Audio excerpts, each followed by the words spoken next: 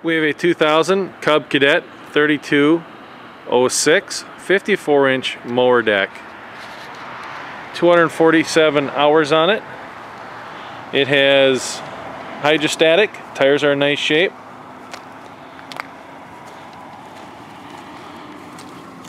Motor in it is a Kohler motor, dual overhead cam.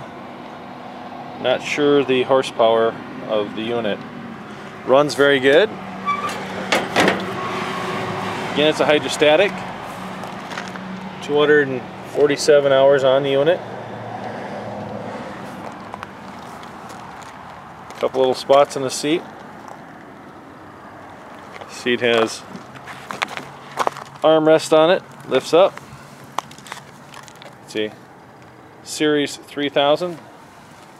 Again, tires are in nice shape. The mower overall is in cosmetically good condition.